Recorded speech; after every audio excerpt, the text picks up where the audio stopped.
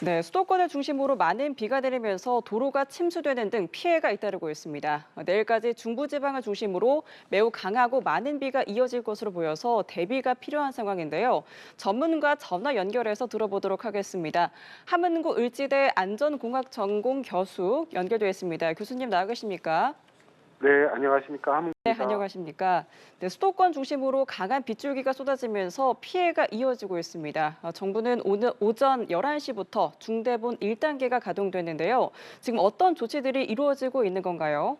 네, 그 중대본 1단계가 가동이 되면 이제 행정안전부를 중심으로 해서 어떤 재난 발생, 특히 지금 이제 홍수라든가 여러 가지 침수 상황 이런 것을 이제 좀 사전적인 의미에서 점검을 하고요.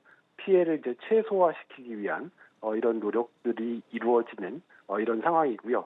지금 이제 앞서 보도해 주신 것처럼 경기 북부 쪽에 굉장히 이제 많은 비가 내리면서 지금 이제 북부 쪽에서 내린 이런 그 빗물들이 이제 중량천이라든가 이런 곳에 지금 이제 도착을 하면서 중량천 일대가 이 홍수 경보라든가 주의보가 내린 상황입니다. 네, 지금 많은 비로 도로 곳곳이 잠겼습니다.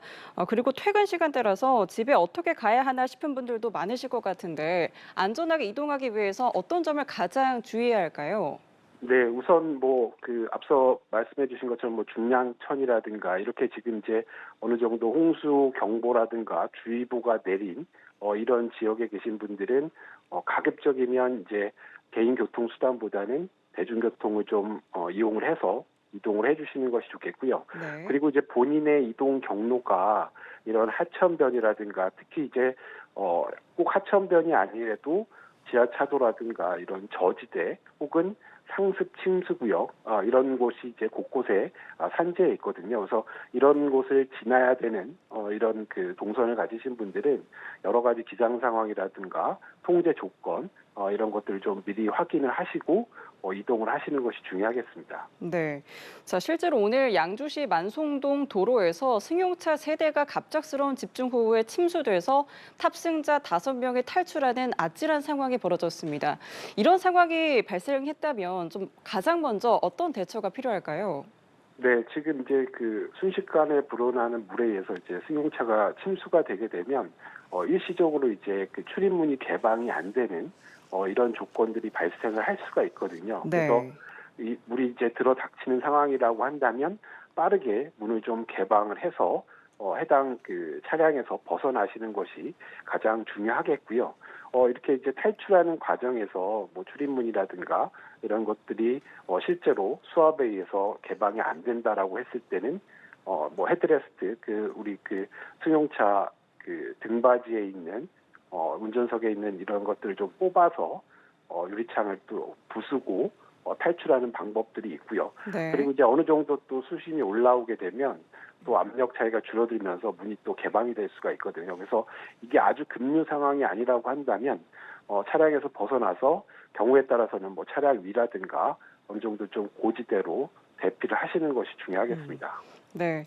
이번 비로 고립된 시민들이 구조되는 상황도 이어졌는데요. 고양시 덕양구에서는 비닐하우스 침수로 6명이 고립됐다가 구조가 됐습니다. 농작물 피해를 막기 위해서 현장을 직접 확인하는 경우가 많잖아요. 이런 네네. 경우에 좀 어떤 위험이 있겠습니까? 네, 지금 말씀하신 이제 고양시라든가 특히 이제 일산 고양시 주변에 이제 굉장히 많은 이렇게 그 비가 왔고요. 이런 상황에서는 이렇게 저지대에 위치한 이런 농경지 같은 경우에 빠르게 이제 침수가 될 수가 있겠고요. 이제 이런 네. 상황이라고 한다면 여러 가지 뭐 물고라든가 이런 농작물을 보호하기 위한 행동은 사실은 이제 예경보가 됐을 때 취해야 되는 부분이고요.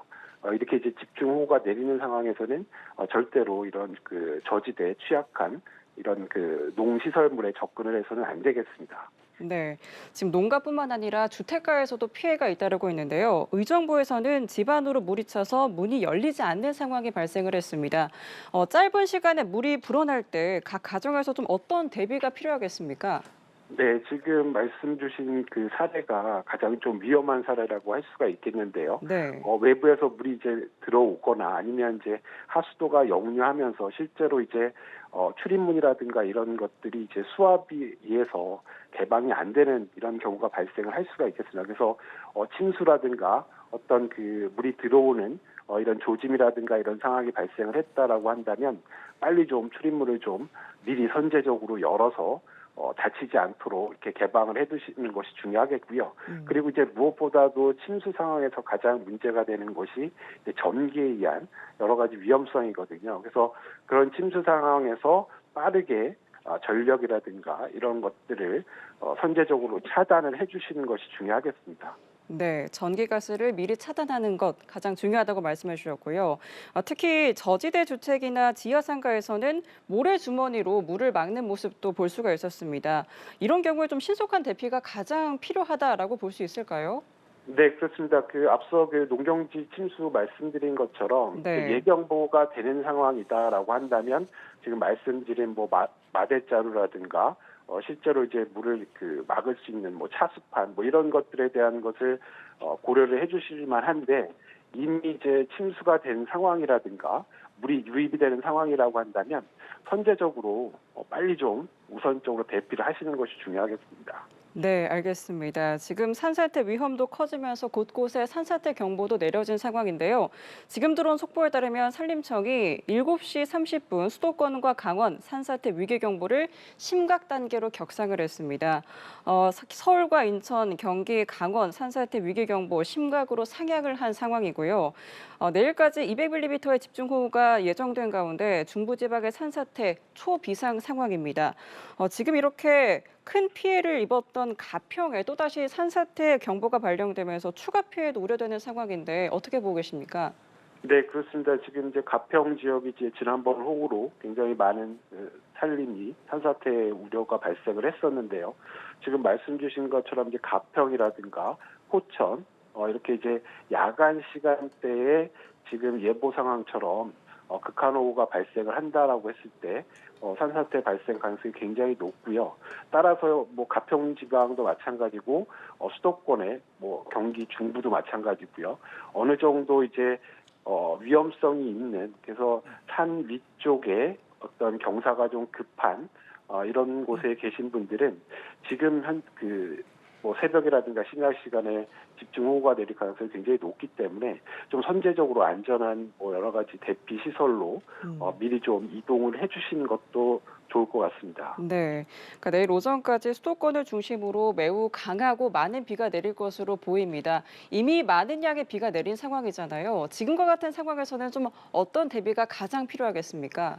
네, 위험한 곳이라고 이제 우리가 소위 말할 수 있는 저지대라든가 지금 앞서 산사태 말씀해 주신 것처럼 네. 산간 지역에 계신 분들 그리고 또 야영지라든가 이렇게 이제 소위 말하는 좀 취약한 공간에 거주하거나 계신 분들은 지금이라도 선제적으로 좀 미리 대피를 하시는 것이 무엇보다 중요할 거고요. 그리고 이제 어떤 여러 가지 기상 상황이라든가 이런 것들이 특보 상황이 발생이 된다라고 한다면 즉시 내가 어떻게 대피를 할 것인지, 어디로 피할 것인지, 어떤 조치를 할 것인지에 대한 이런 것들 좀 사전에 좀 정리를 해 두시는 것도 중요하겠습니다. 네, 알겠습니다. 수도권을 중심으로 많은 비가 내렸는데요. 기상 상황과 또 대비 요령까지 함은구 울지대 안전공학 전공 교수와 함께 이야기 나눠봤습니다. 오늘 말씀 고맙습니다. 네, 고맙습니다.